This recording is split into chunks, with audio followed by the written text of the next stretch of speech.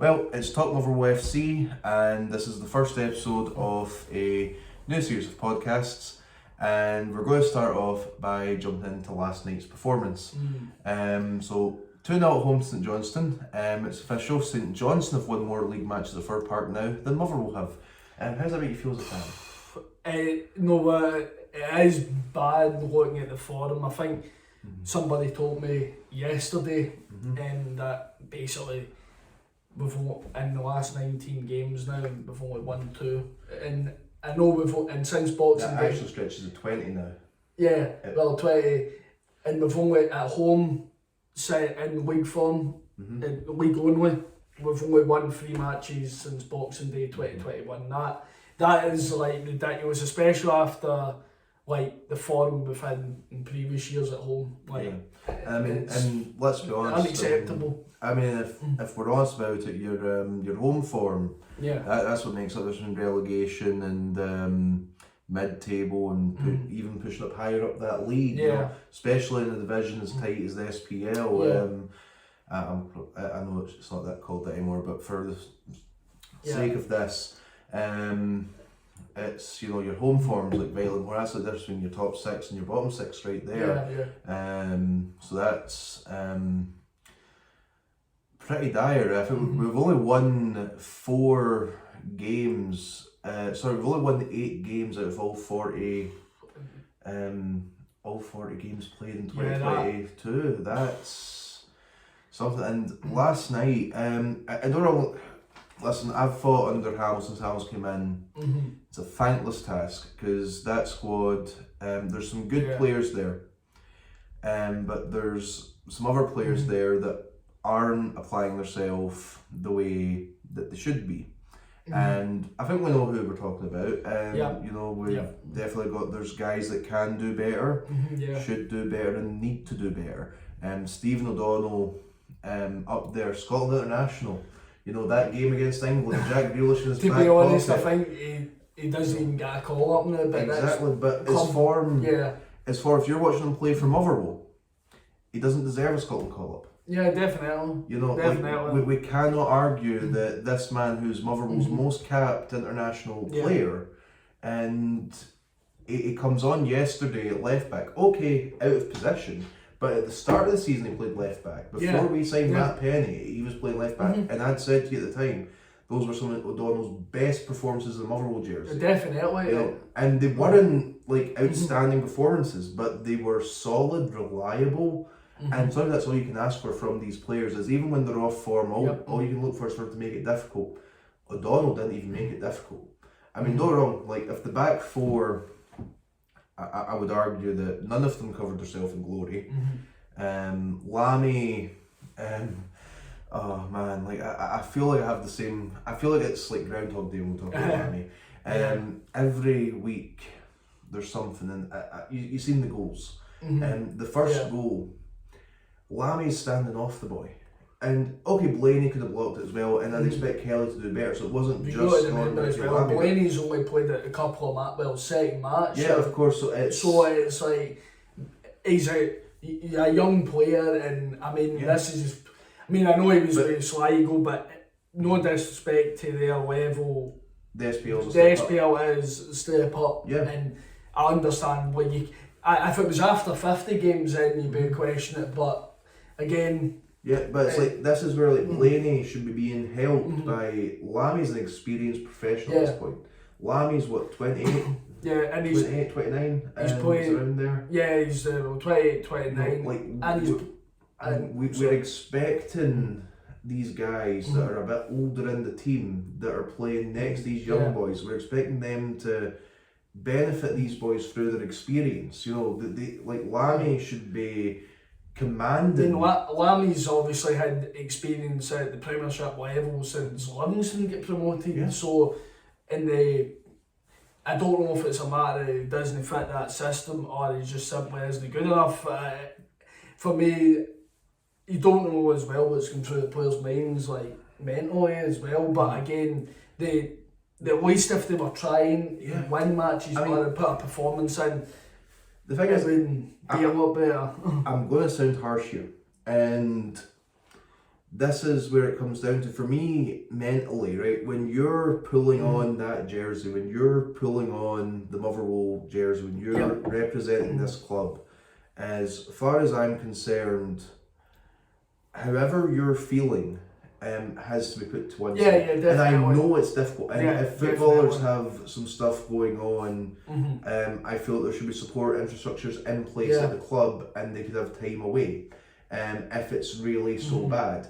But I genuinely think the only thing to me as a fan, as someone who loves the club and wants to see us keep our spot in the top flights, this is almost 40 years of history. You know, like every time in the last 40 years, like we weren't even alive 40 years ago.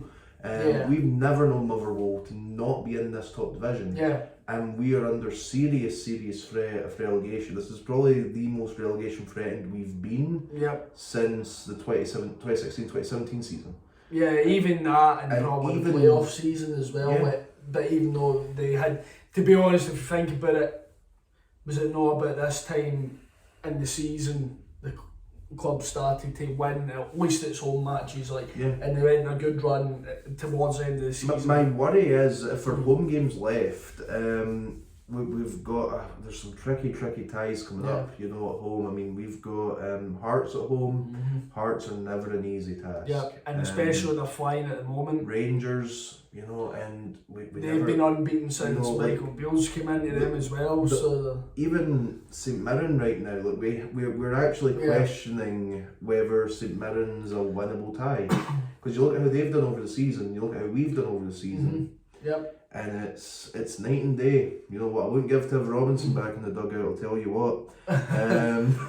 I mean, I love Hamill and all that club legend. I love him to pieces, but that performance yesterday, we've not won a league game since October. The only win we've had since October has been against Arbroath in the cup, and even then we were lucky.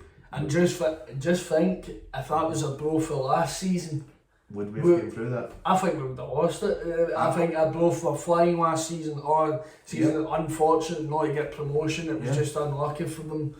I think we're. I think even this season we were lucky to get past them. I think in another day, I think if we played that Arbroath game again, I think Arbroath win.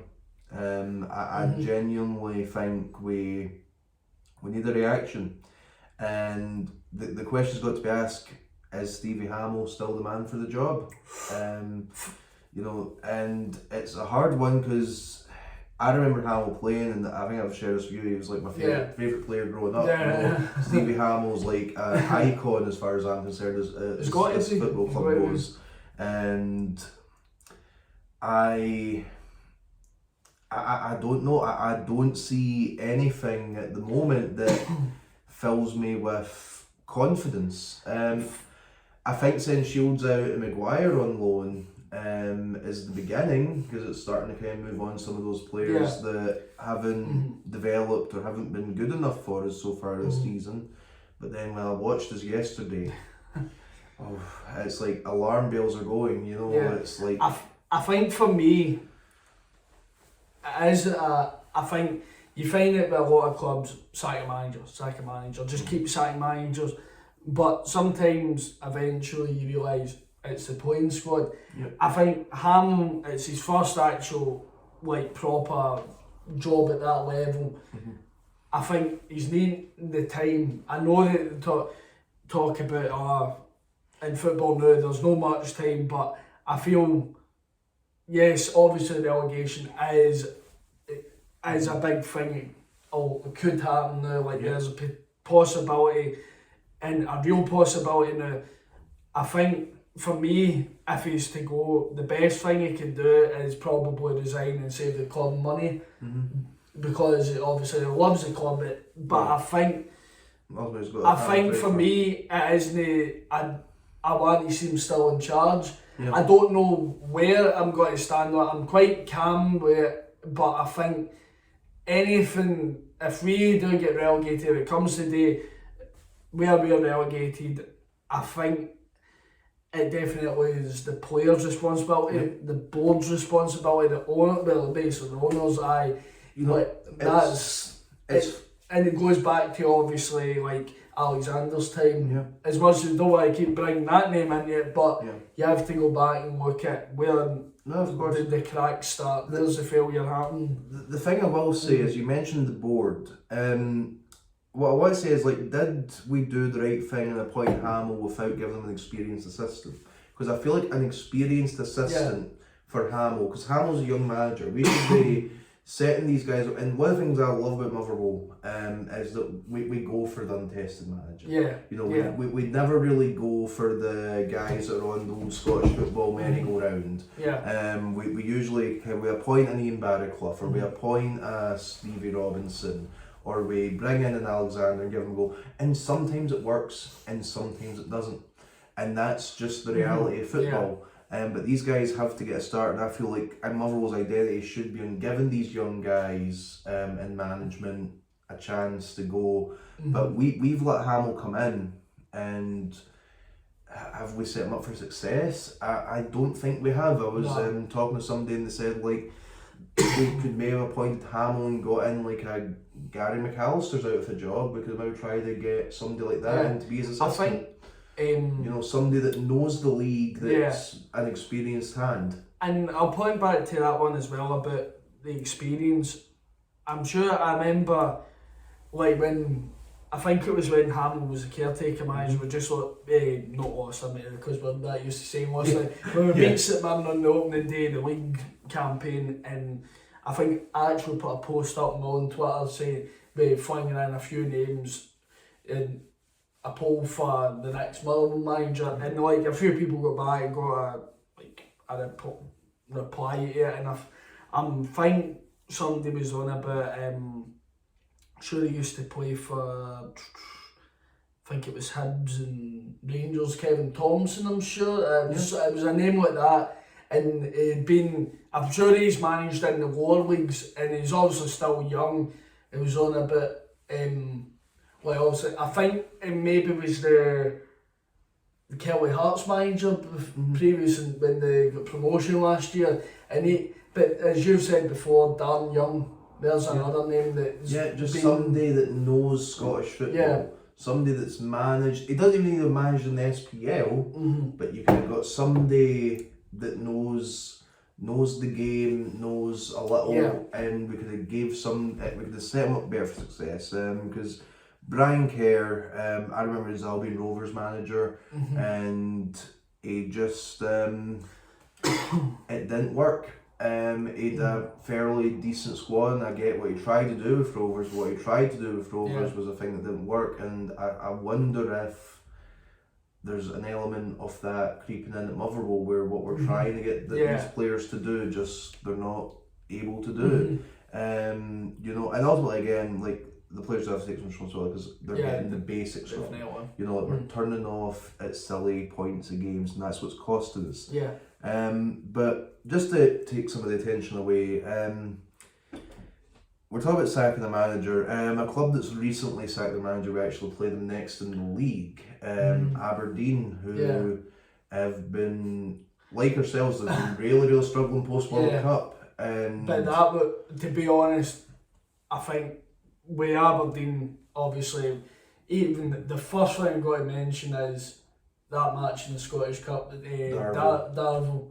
Like, I mean, actually, I remember, I don't really think he had, and maybe he did have a couple of appearances at Motherwell under Stuart McCall, but remember the youngster Craig Muir? And he went to Ayr, and he was scoring goals there. I know he was playing for them. Is that what he's at now? Aye, but they've actually, to be honest, I know they had a lot of extra NAR players that had went there, and funnily enough, I was talking to Darvel were one of the teams trying to get into they're in the sixth tier. SPFL now. They're in the sixth tier of Scottish football, and it's fun enough, I can't remember what, there's a player that plays for them in a believe, because I bumped into an old friend of mine's on waiting in the bus yesterday, and he was actually saying he went to school with one of the players. I'm sure it was a player to get man of the match for them as well. Really? Like, basically it was like, I think that's probably like the greatest shock. And I think last season, I'm sure it was, or was it a year before, when Kelty Hearts beat Was it Celtic Hearts that beat Hearts as well? I think. But like that way, I think that the fact how. I think in terms of like league positioning, you've got to kind of go down the ones a shot. Think your but team then there, you look like, at Aberdeen, the history. Yeah, like 40 years ago, they're winning European trophies. Even if we don't go far as back as like 40 years, even if we just go back the last 10, Aberdeen were finishing second. Second, won the World Cup as well in that time. Yeah, and their reputation under McInnes was they were always one or two players away. And now Aberdeen are... They're sort of back to like what they were like before the you know, like I thought Aberdeen had like turned a corner and we were going to have like Aberdeen and Hearts were going to be kind of like all that fighting out for the rest of the rest, but it seems to be Hearts in there. At the moment, which surprised you go back a few seasons and Hearts were relegated recently as well, like in the not too. Then back to Aberdeen. I mean, like they've since the Darvel game. 6-0 to Hibs, you know. And I'm sure they lost 5-0 to Hearts before that. Yeah, game, so and then even yesterday 3-1 to St Mirren. And I mean, going on to the one with Hibs, they've not been in great form at all either. So I mean, like credit to St Mirren, but you'd still be expecting Aberdeen to get a good. You know, have improved a bit, but you know, because like their early season form, like early in the season, I thought they were gonna. Be right up there challenging, but evidently they've not. I think Aberdeen, I read, so I think that's 7 in a row. It's either they've lost 7 in a row or they're 7 without a win. So Saturday it's going to be interesting. You've got probably the 2 worst teams in the whole division in form. Because like since the post-World Cup, I feel like Dundee United kind of have got a little bit better. I'm sure that Johnstone had a poor run. They were 7 without. It might be them thinking, but I know Aberdeen. And obviously, what team did they come out to play in? But obviously, it's always the same. It's the Motherwell way. You know, if you're struggling, you come to play Motherwell. What do you need? We're going to help you out. That's 3 points. That's the way we are as a club. We're very, very caring and we share and we give. To the point that we shouldn't, but I'm going to give my own opinion for Saturday's game. I would drop Liam Kelly. I would. I think there's I don't know what it is, but he just doesn't fill me with confidence between the sticks right now. It looks like he's so off form that I've better spell out the team. Like Oxford's sitting there. Oxford came through Norwich's youth academy. I think it's a great opportunity for Oxford to get in this team. I want to see Hamill. If Hamill's would be the man that's going to take us forward, I want to see him be brave. Other thing I'd like to see is a change of shape. I'd like to see us move away from the 4-3-3. Go back to the basics. I think simple playing as even a 3-5-2, shore up that defence, and let's get the midfield, let's crowd that midfield and just make ourselves big and strong and tough to beat if we can get our foot in the ball and play. Like you know, if you can't put your foot in the ball and play, like Burnley did it in the Premiership for 7 years there.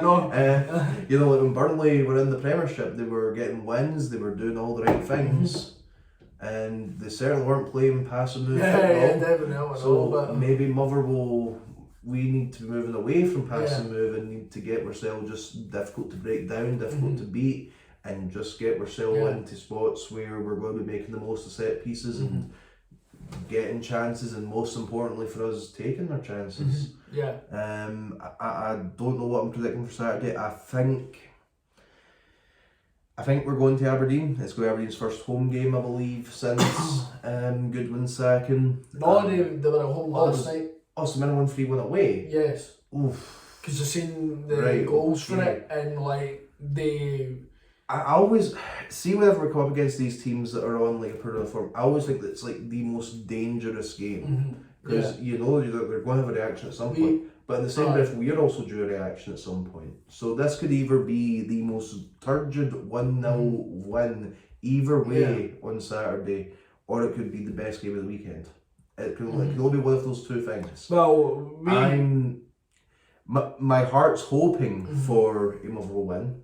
as we do every week. But the head's saying otherwise. Yep, the head's got either the head's got 0-0 draw at best, and I think Aberdeen will get the first win since World Cup. I think Aberdeen win on Saturday. I'm pretty confident of it. That's what I'd be saying. Yep. What's your predictions for Saturday's fixture? I think Aberdeen being at home, both teams have obviously been bad form, but it's like, I don't really know what way it'll go, but I think with the players probably Aberdeen have in terms of, they've got the experience of Graham Shinnie coming in there and Malone, who is a player that an excellent signing, a player that can lift a team, and I feel that, like, just looking overall at across the two squads at the moment, like Aberdeen, even though bad form, as I say, they're probably the firepower that they could go and win that game. But I don't know, because we've had a pretty good record in recent years at Aberdeen. I think, obviously, I know we won there up at the start of the season. And what a day that was. I was there. I know you were there. It was one of the best performances we've had this season. Yeah. In terms of us moving the ball about and creating more chances, and most importantly, but I genuinely, I think the only, my heart obviously says Marvel, but my head's going to go with Aberdeen and that, or it could end up a 0-0 or something. You know, it's like it's really it's such a depressing time to be a Overall fan right now. Yeah. You know, like I'm one of these people. I always I'm usually the most calm guy in for a part. I'm usually don't. I know. I remember the last couple of times of. Yeah, but even like yesterday, I was like sitting and watching this, and I'm like, okay, I'm worried. You know, like it's concerning now. I think that's. It was. I think when it came to that, I think it was when the Ross County game finished. I was like, nah, this is. Yeah, I think because I mean, there's been so many games. We're going to sit here all night and go over the games. We're not going to. We're going to call it a wrap there. Join us next week when we're going to be previewing the Scottish Cup tie against Raith Rovers. We're also going to talk about some of our favourite memories from games in the Cup. And we hope you've enjoyed. If you have enjoyed, we ask that you like the channel, we ask that you share the content, we ask that you comment and contribute to the discussion. And if you've any comments that you want to leave that are positive and informative, then we welcome those, and we will be responding.